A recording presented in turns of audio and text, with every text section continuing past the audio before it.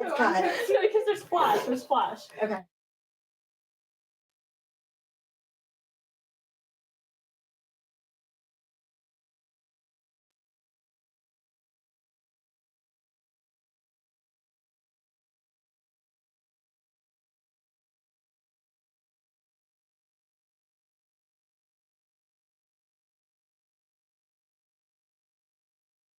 Three, two.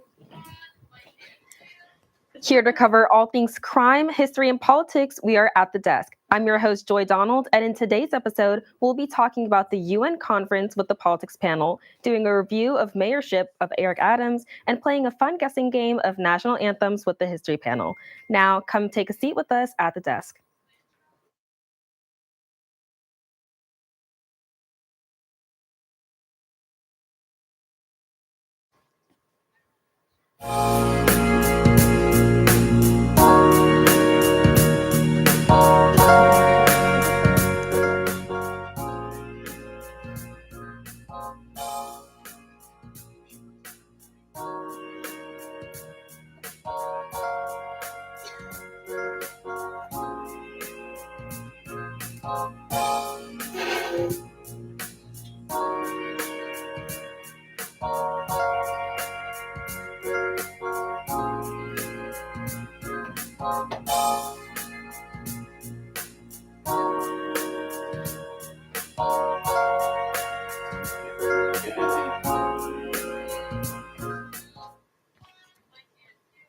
Welcome back to ATD. First, it's time to send it over to the politics panel to discuss the UN conference. Over to you, Jackson.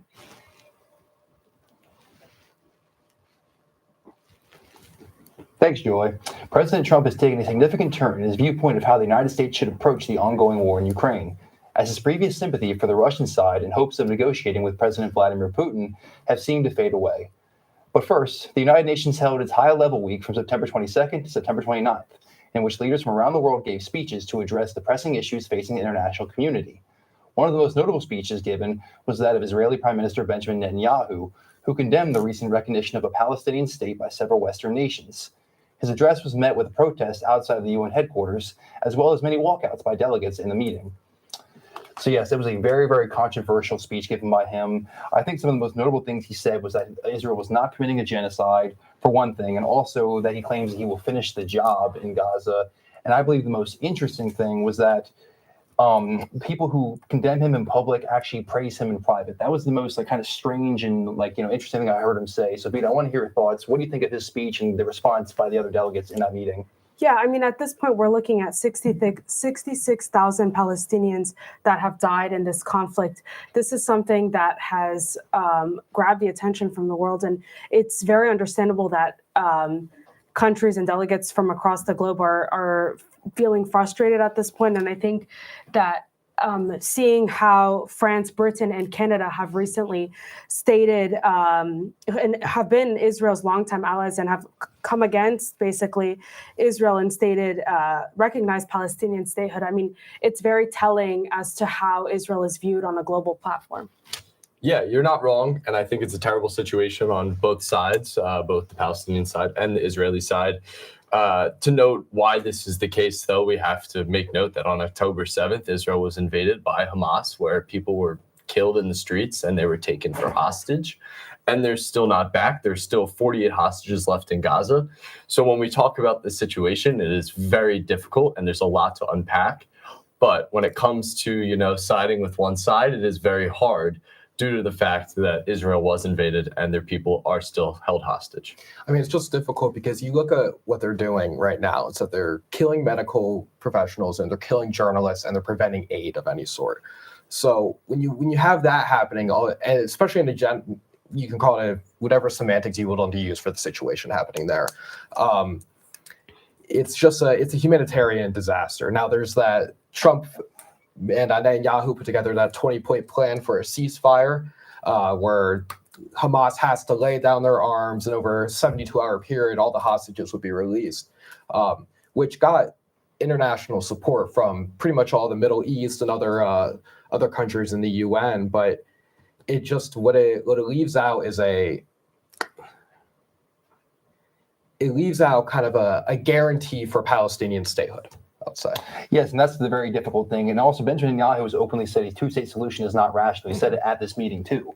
So it seems that the Israeli side really does not want to do a lot of compromising because they feel that, giving any type of recognition to Palestine is giving in to terrorism, I guess so.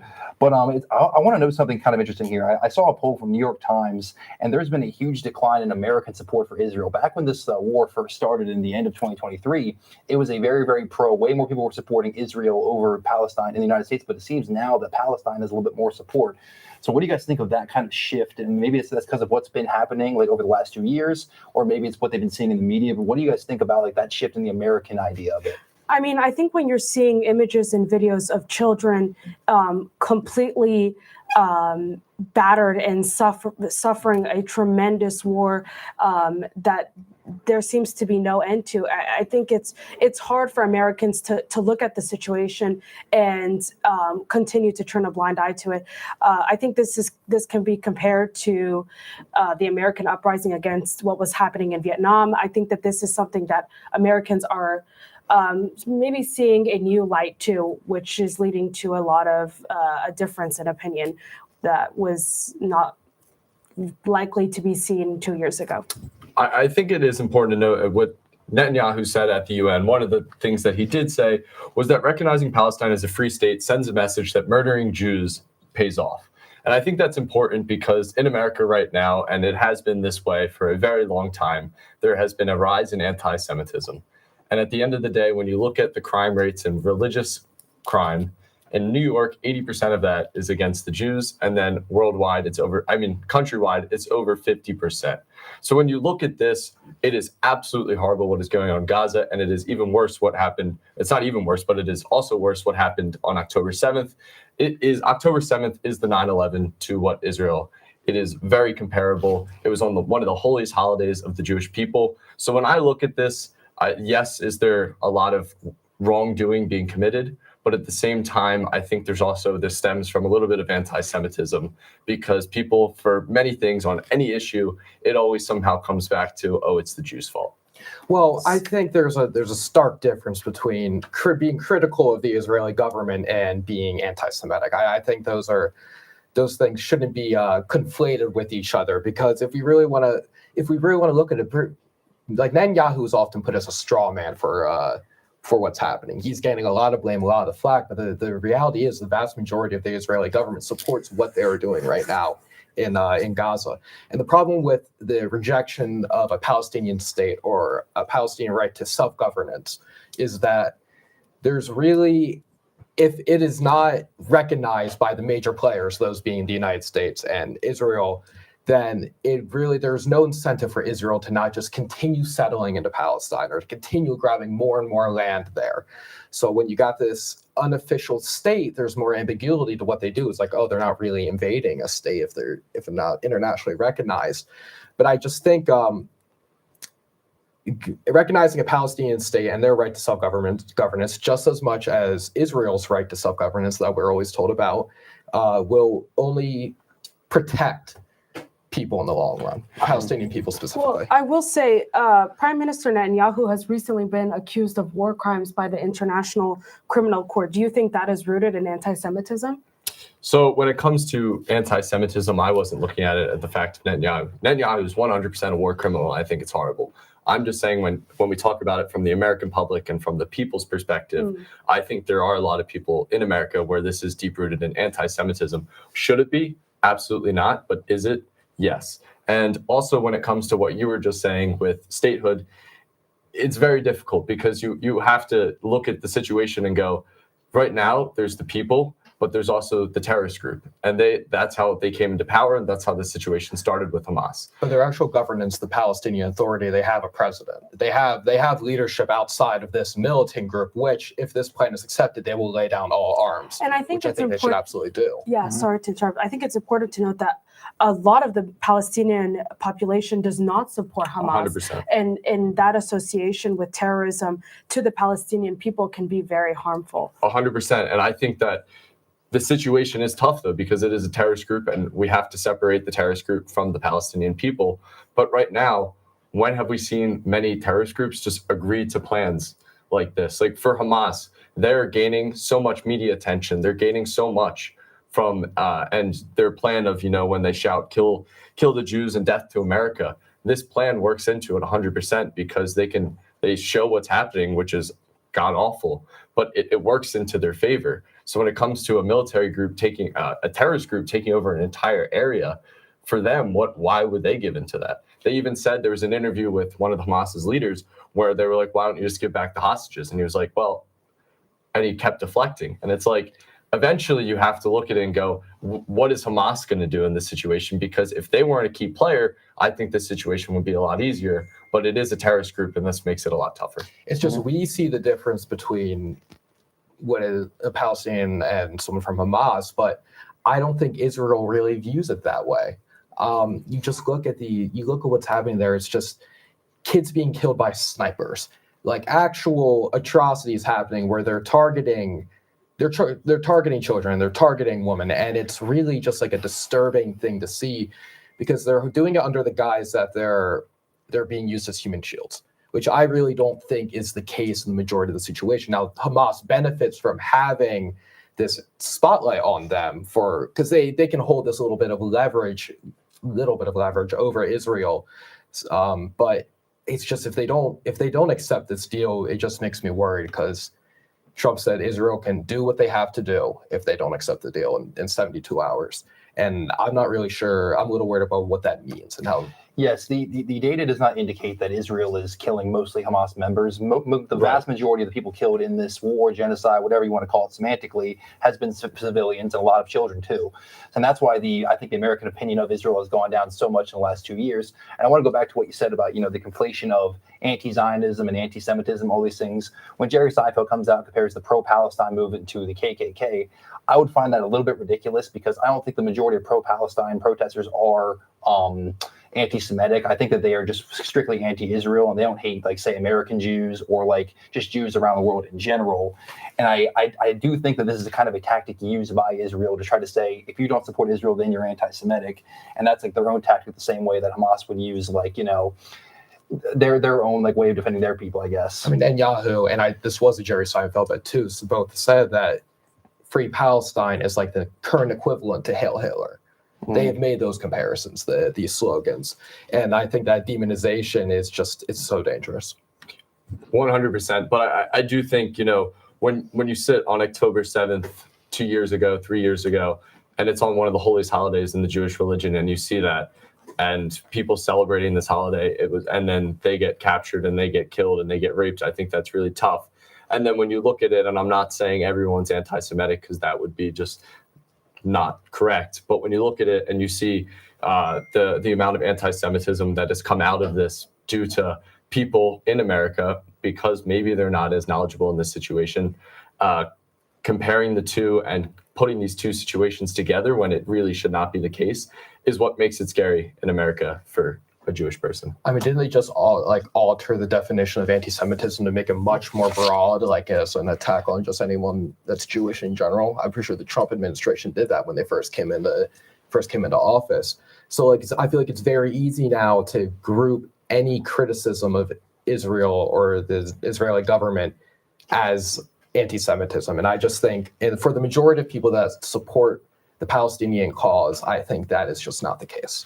Yeah, I mean, ideally, I think anti-Semitism, and as much as I consider that to be a very important and very critical issue in American society and also just globally, I think it's important to recognize what is really at stake right now, and what is, I mean, extremely pressing, which is 66,000 Palestinians are dead, according to Gaza's health ministry. I mean, that is an insane number, and again, 48 hostages are still being held captive in Gaza, 20 of them believed to be alive.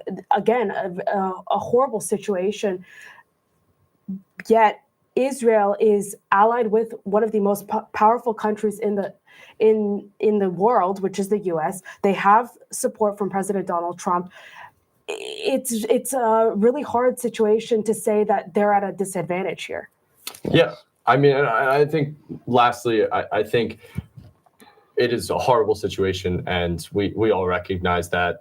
I would 100% call it a genocide. It is terrible, and Israel has gone too far. With that being said, when you look at it with Hamas, they are hiding within the people. They're hiding within schools, within public buildings, within hospitals. So when it makes it a military operation, when you have to try to get your people back, it does make it harder. Killing innocent civilians, absolutely not. But we also have to recognize the agenda of Hamas. Of course, I love hearing your thoughts on this, all of you. I want to transition the conversation over to President Trump's kind of like his change of stance on the Ukraine-Russia war. That being said, we all know during the campaign he was very much not pro-Russia, but very kind of sympathetic to the Russian side. He said, Zelensky's taking our money. It's not worth, funding this war, things like that. Of course, him and Zelensky had the big shootout in the White House where they fought a little bit, screamed at each other. Entertaining, but not a good look. But yes, recently, he has switched his tone a little bit and seemed to be pretty frustrated with Putin and is now saying, you know what, I want to help out Ukraine a little more, send some more money. Ron, I want to hear from you this time. What do you think about this switch? I think it's very interesting. I mean, we went from he's going to end the war in 2 days to now we're just pledging full support for Ukraine again, which is just so because he didn't run on that, and his base is probably not going to be very happy with that at all. But I think overall it's the right thing to do because I think. I don't know how he didn't see that Putin was just kind of toying with him. He brought him to the United States and he rolled out the red carpet and everything, and nothing came from it.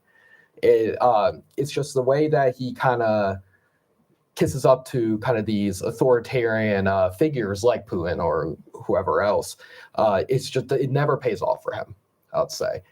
Yeah, and ultimately, I think that Trump's position has changed on this, not necessarily because of the interest of bettering ties with Ukraine or improving the quality of life of the Ukrainian people, but more because I think he feels disrespected by Putin's stance on this. And again, like how you said, he is quite literally like rolled out the red carpet for Putin to kind of agree to Trump's terms and bring a ceasefire or bring this war to peace, and Putin has constantly denied that. So I think more than anything, Trump feels disrespected, and historically he's known to change his side on many different foreign policy instances. So I don't think that this is necessarily as unexpected. Yeah, I mean, this is Trump's ego 101 and what we've seen for the past 12 years of Trump and his politics. When it comes to people disrespecting him, everyone is his friend until they're not. When we've seen it, we've seen so many of people in his cabinet and people that have supported him before. And the minute you wrong him, he will fully switch up on you. So you're 100% right. This is not for him being he likes Ukrainians. It is the fact that Zelensky will do anything for him and the fact that Putin will not. I think it's important to note people have gone and said that there should be a two-state solution, and one of it being proposed that, Ukraine would give up a little piece of their land to Russia. To me, I think that's rather silly because it's Russia, and I won't even call him President Putin because he's a dictator. Well, he won 95% of the vote. Let's not right. He won a lot of the vote, supposedly. But when it comes to, him taking a little bit of the land, my message to Russia is you failed. This you thought that you were the bigger country. You thought that you were all powerful. Well, you haven't been able to defeat Ukraine in the past 3 years. And now we're looking at it where you're flying drones over other NATO countries. They're playing with fire. When it comes to, the rhetoric now that the U.S. is pushing out with their military, they seem like they're not afraid to join this as well. I want to add something here. Maybe President Trump is doing this because he's lost some respect for Putin because they're losing the war.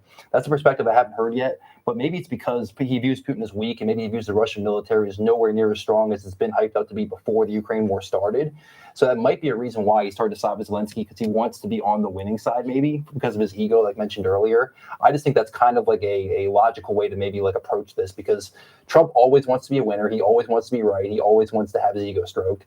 And if he sides with Zelensky, that is the current winning side. So that's what I'm thinking right now. Maybe why he's changed his tone. And I would preface this question. If, let's say hypothetically, the solution that they proposed in the past with them getting some land, do we really think that Russia is just going to be content with that? No, and it's exactly what people who saw the Ukraine thing, they're thinking, oh, stop giving money to Ukraine.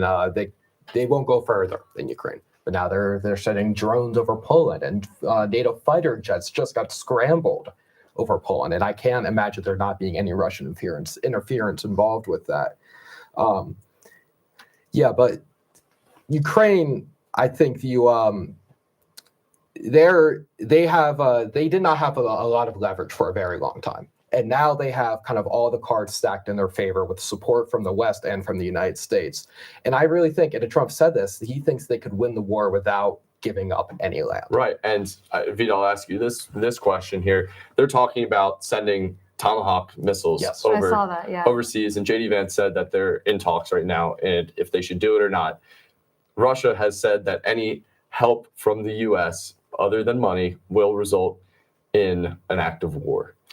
Yeah, I don't necessarily think that's going to be the case. I think that this is a little bit of bluff. I mean, clearly he's not dominating Ukraine like he thought he was going to. And I don't think President Trump feels threatened by Russia at all in this moment. I think that right now he's honestly kind of poking fun at them with this very expressive and open now sudden ally with Ukraine. So I think, it's not a threat really to the U.S. and it definitely is more of a threat to how the U.S. and their relationship is going to possibly fall out within the next couple of years. Yeah, and Trump talking today, the one thing that we have to be insanely careful about is the word nuclear, because Russia throws it around all the time. Mm-hmm. We've moved some submarines over there, as well as we're thinking about giving more aid to Ukraine, which is slightly funny to the fact that all of a sudden... Very, very ironic. Right, there's a lot of irony in that. But we have to be careful about the nuclear word.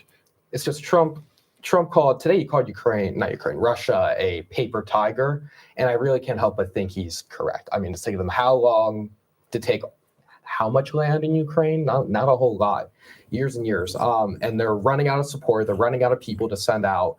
And really, it's just, it's not a good situation for them.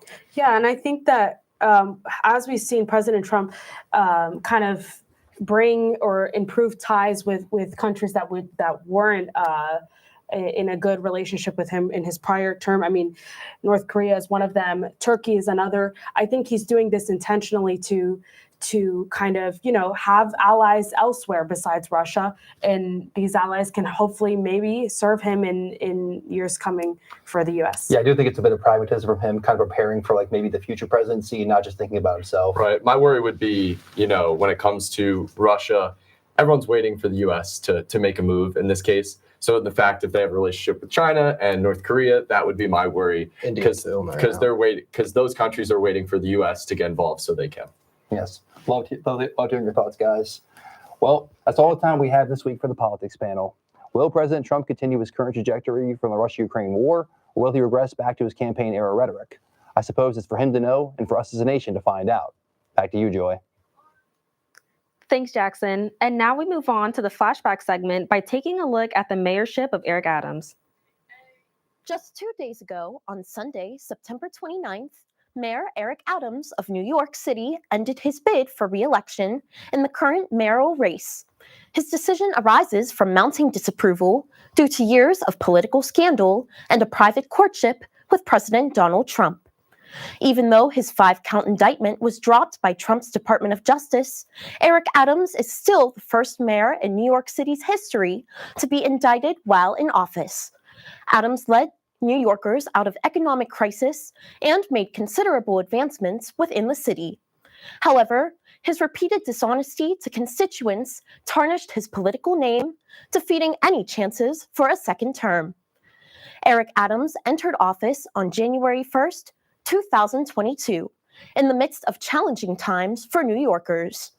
Between the economic turmoil from the COVID-19 pandemic, the housing affordability crisis, and uneven employment recovery, Adams' time as mayor would in no means be easy.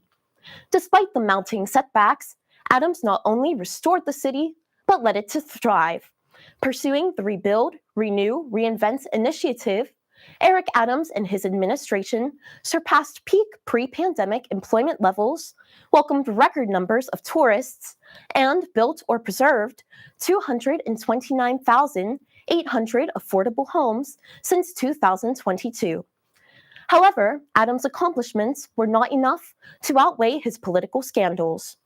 Adams' conflicts with the law began in 2023, when the FBI searched the homes of his allies to investigate whether he had received illegal donations from Turkey.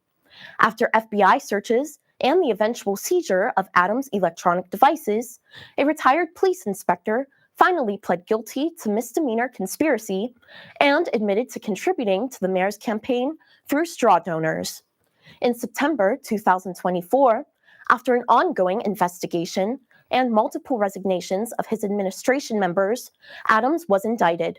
He was charged for bribery, conspiracy, wire fraud, and 2 counts of soliciting campaign contributions from foreign nationals. It seemed as if Eric Adams' back was against the wall until he became involved with President Trump.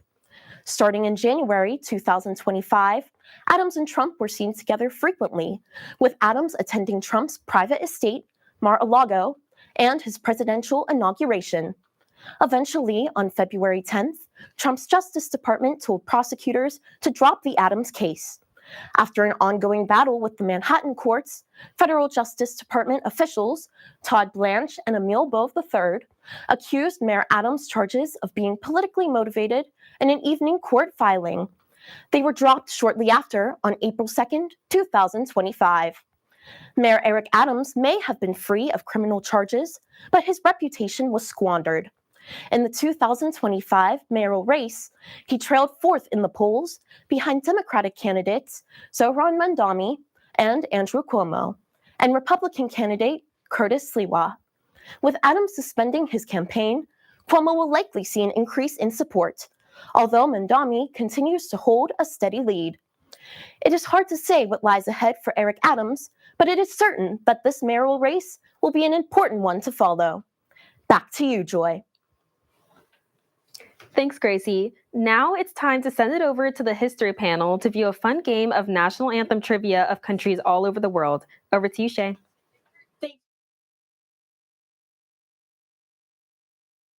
We love more than a good song is a good story. And what's a national anthem if not a story told through song? Every national anthem carries a piece of its country's past in it. It can tell you how a country processed its trauma, formed its national identity, and celebrated its victories. From war to rebellion to independence, the lyrics of these anthems can get pretty intense. Today, each panelist has selected lyrics from national anthems across the world, translated into English. After we guess what country the lyrics belong to, we will share the story behind the anthem. We are so excited to be back at the history panel, so let's go back in time and hear some stories. All right, guys. So, welcome back to the history panel. And let's see our first question.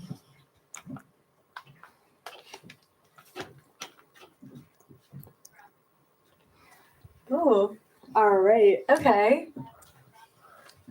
Our hurried steps are sounding on the long and arduous road. Our flag, red with the blood of victory, bears the spirit of our country. The distant rumbling of guns mingles with our marching song. The path to glory passes over the bodies of our foes. Of some very intense stuff for sure.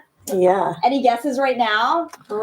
That's tough. That's a tricky one. Let's hear from you first. Honestly, I'm gonna be the first one to say I genuinely have no idea, but I'm just gonna. I always seem to have good luck with B. So let me guess Vietnam. You're gonna guess B, Vietnam. All right. I was also thinking Vietnam. You were also thinking just my gut Vietnam. instinct. So let's see it's right. All right. I don't really know what I was thinking, but I'm gonna go with A. You're gonna go with A, Cambodia. Cambodia, yeah. Cambodia does have a history of war. All right. Okay, Kira. I'm a little split because I was feeling A with Lauren, but after red with the blood of victory bears the spirit of our country. The blood of victory. I feel like it's kind of intense, and I'm kind of feeling that intensity with Vietnam. I'm not gonna lie. So I'm with you guys. All right. Well, everyone is right except for Lauren. Unfortunately, it is. Hey, let's go. I wanted to be different.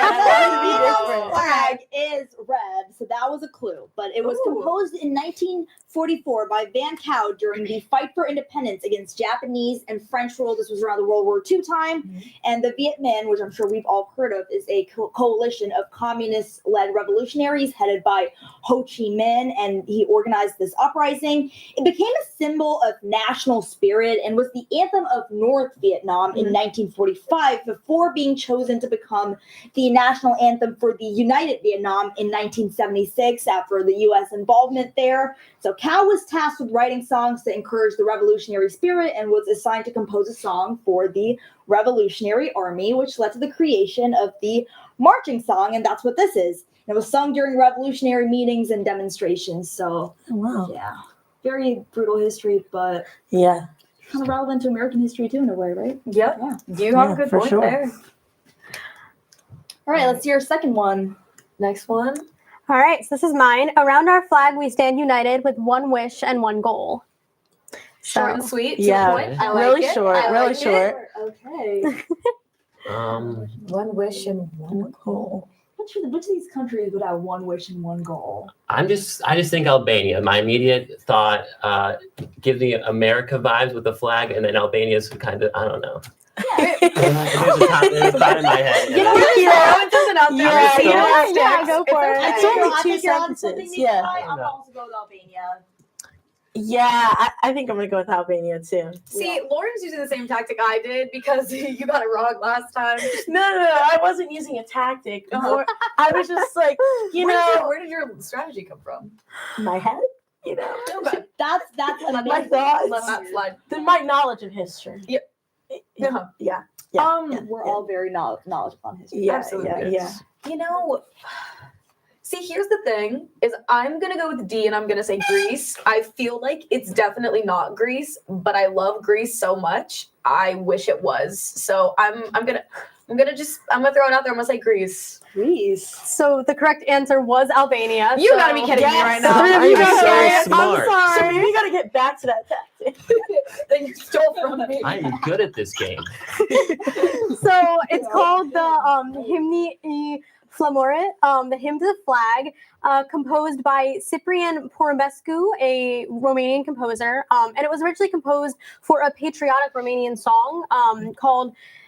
I really hope I pronounce this right. You're good. Teal nostru steg is scris unire, which means our flag union is written. And basically, the lyrics were originally written as a poem in 1912 and were later adapted to Porumbescu's melody. And it was created when Albania declared independence from the Ottoman Empire. Yeah. Wow, you did a great job pronouncing Yeah. that, by the way. Yeah. I Yeah. choose like the hardest names You're to good. pronounce at If some we're doing an point. episode like this again, we're all going to start singing national anthems, but that felt a little. I too should ambitious sing mine, for this real. episode. We should do like Yeah. karaoke. Like we need a Yeah. history National karaoke. Yeah. Karaoke yeah. works do really it. well. No, let's do it, All please. right, let's move on to our next question. Alrighty. Okay, this is mine. Yours? It says, we'll cross the Vistula, we'll cross the Warta, we shall be country name. Let's name the country. Bonaparte is giving us the example of how we shall prevail. I feel like France is like kind of like a red herring in here because if you hear Bonaparte, you're going to think France. But Yeah. I'm going to go with Belgium. I'm just gonna go with Belgium too. But that was before you said you were gonna go with Belgium. I'm I sure was it was. thinking. Sure it was. No. I I'm was sure it was. really thinking Belgium. Okay, I'm not going to take that yeah, personally. yeah. I don't know. I feel like the Bonaparte is a clue. I mean, I speak Spanish, not French, so I don't know. Let's give an example of how we should prevail in the Warta. I don't know why I'm going Lithuania. Lithuania. Literally for no other Okay, reason okay. than it feels right. It feels right. It I feels was right. I was originally thinking Lithuania, and then I was thinking Poland for some reason. I bounced to Poland for a second. But then my brain went Belgium, and now I want to stick. I visited Belgium back in 2023, and for some reason, it stuck with me. So I'm gonna go Belgium. Okay, Okay, who's right? well, you all are wrong. It's Oh, Poland. no! Wait, so I should have kept my original You guess. should have I kept your should have name, kept my your, original your guess. guess. So this guy's name is Josef Wybicki. He's a Poland citizen during the time of the final seizure, with wiped Poland completely off the map. And so Polish people, they needed like someone to help them. So they turned to the French revolutionary and turned to Napoleon for help. And so they got help from Napoleon. And he wrote this during a battle in the north of Italy as a way of uplifting the morale of the Polish legions. There's a famous line that starts: "Poland is not yet lost so long as we live," like because they're off the map now, but they're not gone yet. And then it was officially adapted in 1927 to be their national anthem. Man, Oh, wow. Napoleon was really everywhere. And it's- He was Yeah. outside. It's He the was out only there. national anthem with Napoleon's Yeah. name in it. So, Oh, wow. fun fact. There we go. Oh wow. That is a fun That's fact. awesome. Yeah. He made it to their national anthem. Good for him. All right, Yeah. let's move on to the next Super one. famous though. Okay, this is me. The lights are like kind of blinding me, but your reign will live on for 1,000 generations until the pebbles turn into rocks and moss grows on them. I like this one though. I like this It's one. Nice and gentle. Shay, compared to yours, we're talking about like pebbles and like Pebbles. Yeah. moss. Yeah, I feel like Japan's a pretty peaceful country, and I feel like you would find rocks and moss in Japan. I've been there once. I've been to Japan. You've been to Japan? Wow. I did go to Jinx. Japan. Oh, I'm jealous. I want to go to Japan at It some was point. sad. I was Cool. honestly 9 years old, so I was just like, Okay. take me to Disneyland, but that was. Hey, we we went went to to Japan Japan instead. Yeah. Why not? Yeah. I was gonna say I was looking at Japan as well. I heard Kimigayo, and I went. I know like typically having like gayo at the end, that kind of almost phrasing tends to lean more possibly Japanese. I'm not 100% sure. I'm gonna go Japan. I'm going with Japan because my gut never lies. Okay. You've done the best so far. This is true. Yeah. Yeah. I was going Japan. Yeah. Okay. Well, Right, you guys. all are correct. Yay! So this is the Japanese national anthem. This is the shortest national anthem in the world. It's only 45 seconds long. I know. So the lyrics are taken from the Heian period. So it's originally a poem, and it's over 1,000 years old.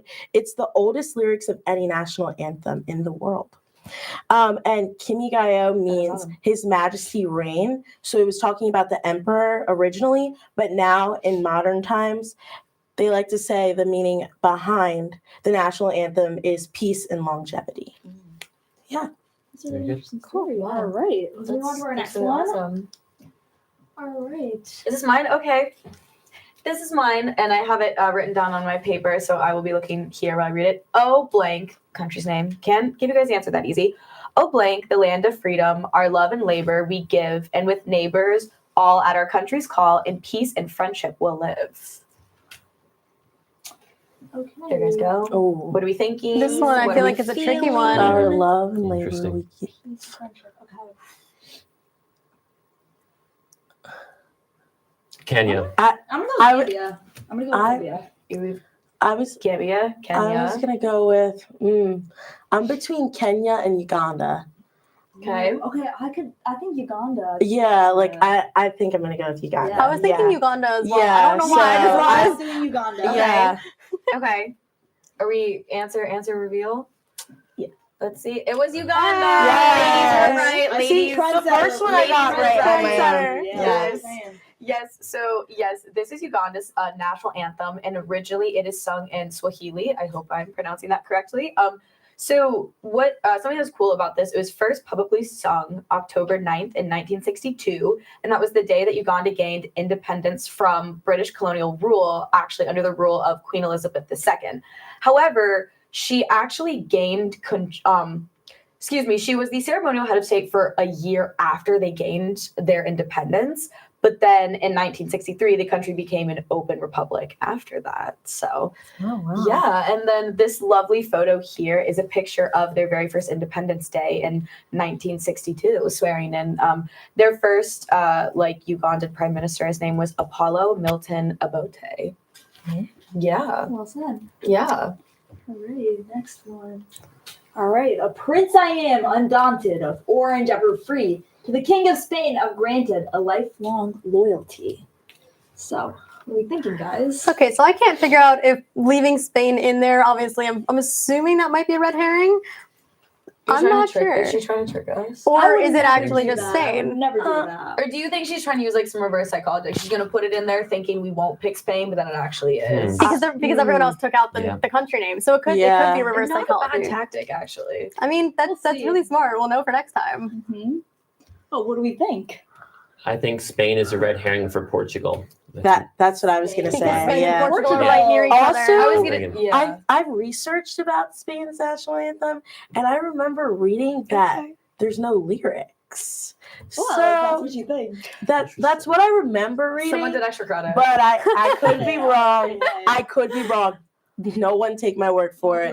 But I'm going with Portugal. So I was yeah. feeling Portugal as well because I agree. I feel like you wouldn't leave Spain in What there, about Shay. I you? don't think you do that. I was thinking Portugal as well, just because I know Spain and Portugal are right near each All other. right, well, you guys are all wrong. You guys are all wrong. It's not Portugal. It is What? the Really? Netherlands. It is the But I was Dutch- right about the Spain thing. But you were about right about you the were Spain. Yeah. You know what? Spain. That's Okay, okay. yeah, I was worried Positives about and that. negatives. A win's a win. A win-win. Yeah, you can have that. You can have Anyway, one. the win. Dutch Yeah. national anthem, Wilhelmus, was written in the 16th century from the perspective of William the Orange during the Dutch revolt against Spain, which fought for Dutch independence. So it is like the world's oldest national anthem. It was composed in 1572. And something, a little fun fact about this is the song's first letter of each stanza spells out William of Orange's name. And the lyrics kind of portray his struggle between his loyalty to the Spanish king, because that's who they were revolting against. So it's kind of between his loyalty to the Spanish king and his kind of conscience to serve the Dutch people. He also is having like a religious journey going on in there too. So it's basically about this one guy and his like kind of journey through life and his like internal conflict. But it's also the Dutch national anthem. Oh wow. Interesting. Yeah. That was really cool. Yeah. I was not expecting that. Yeah, At all. same. I'm not gonna lie. We're full of surprises here at the history panel. All right, so this one's mine. The great Charlemagne, my father from the Saracens, delivered me. Any ideas? Ooh. I might have also pronounced that wrong. Might have been Saracens. I'm not 100% sure. Charlemagne the Great. I remember he was, I want to say French, right? Like that. He was. Oh, I'm not giving any hints. Maybe Andorra. I'll say Andorra. I was gonna say I feel like Andorra's kind of sticking out here because I feel like Brazil, Chile, and Costa Rica kind of have some things in common. So maybe it's Yeah, and they're all like Latin American countries. So I was like I'm locking out thinking. Andorra. Andorra. Yeah, Let's do Andorra. that because you guys are doing it. I can't really. No rebuttal over here, huh? No, it's you guys had good points. It's So it is Andorra. Congrats to Yeah. all of you for guessing it correctly. Yes, yes, It's called El Gran Carlemany, and it was adopted in 1921. The lyrics are by Joan Benloch Evivo, who was the Bishop of Urgell, which was one of the co-princes of Andorra. The music itself is by a local Andorran composer, and the anthem itself is in Catalan, which is also the the official language of Andorra. And according to Andorran legend, Charlemagne liberated Andorra from Muslim control during his campaigns, and in gratitude, he granted a charter of independence to the Andorran people. But this is more legend than verified history. But it plays a very strong role in Andorra's national myth. That's really interesting. Yeah, wow. That's really cool. I kind of like that it's like legend in a way, and that's. We were talking about stories, right? Yeah. Legends are Yeah, stories. they not go facts. on with the It fits song. right in. It's Yeah. perfect. I like that. That's There we really go. cool. All right, next Awesome. one. okay. Well, this is mine. It says, "We are free. May we always be so, and let the sun rather deny its light than we should be absent to the solemn vote that elevated the motherland to eternity." There's some deep stuff in Okay, here. wait, I like wait. this Deep. one. The flag of Uruguay has a sun in it. Does it have a sun in it? I don't think so. He's gonna Flags are get not my strong suit. Yeah. I know No. capitals. I'm gonna go with Uruguay. I don't even know what to choose for this one. I have This one's no tough. idea. Maybe Peru? I was thinking Peru. I was thinking Peru. I Something also- about the I sun, also- like I don't know. Yeah, something about motherland to eternity. I don't know. I'm feeling Peru, so I'm going with Peru. I'm going with A. that's what I I'm was gonna going go with D, Chile. Oh, okay. Ooh. Well, some of you are right because it is Peru. Yeah, let's go. In Okay. English, it's We were known as the wrong. national anthem of Peru, which is not a very interesting name. But what is interesting is that it was actually determined with a public song contest to determine Oh wow. who would get it. It was Oh. after Peru declared its independence in 1821. General Jose de San Martin held a contest, and then the winning composition was by a composer named Jose Bernardo Elcedo. Apparently, at the end of when he finished the song, the general stood up and clapped, without a doubt, this is the national anthem. He was that sure. Wow. And then it was first performed in the Theater of Lima in 1821 and received a standing ovation. And I was listening to it. It's Pretty very good. good. You Yeah. It's a powerful. Oh Did wow! you- You got the tune down? Why not sing right now? I think Yeah, you yeah, can yeah, carry let's on. It's Right a lot now, of trumpets and a lot, just Right now. powerful I was like motivated. Did like, you Oh, ever hear okay, Spotify? yeah. Be honest. Oh, it's Yeah, you- it's there. it's on It's there. I'm not It's gonna there. lie. It's there. It's There you good. go. Yes. Next time, It's we need you your to sing pump-up it, song Nikolai. now. Oh yeah. Memorize that. I will. All right, I believe you. Okay, next one. Next. Okay, this one's me. The light's like kind of blinding me, so I can't really see. Lord bless our nation from the blue of our skies, from the depths of our seas, sounds the call to come together, and united we shall stand. Let's live and strive for freedom. Okay. I heard seas, and for some reason I thought Wales. I but thought I the exact don't know same thing. why. I just I feel like the only like country I think of that's synonymous with sea like I is like kind the of the blue three. of our skies and the depth of our seas. I'm feeling Italy. I don't know why. Oh, I could see that. I'm feeling I didn't think of that. I'm feeling Italy with the seas. We're going to, we have lots of different answers here. Let's see what it is. Wow. I'm gonna go South Africa. South Africa has been colonized, right? So I'm gonna go South Africa. 'Cause Yeah. talking about Yeah. freedom. Yeah. Okay, everyone has their answers. I think we're all locked in. Okay, only Shay was Oh! correct. Okay, Shay. South Africa. That was pretty good, Shay. Okay, so this That was a good national one. anthem is sung in 5 different languages. So about two sentences per the national anthem are in different languages. So I'm going to try to say them. Xhosa, Zulu, Sesotho, Afrikaans, and English. So this anthem is also unique because it's a hybrid anthem. It has God Bless Africa in it and parts of an old anthem, which is Die Stem van Sudu Africa. I tried, guys. There we go. Okay, You know, I tried. Okay. Lauren. The blending of the languages and in the song is meant to symbolize unity and reconciliation post-apartheid in South Africa. So, yeah.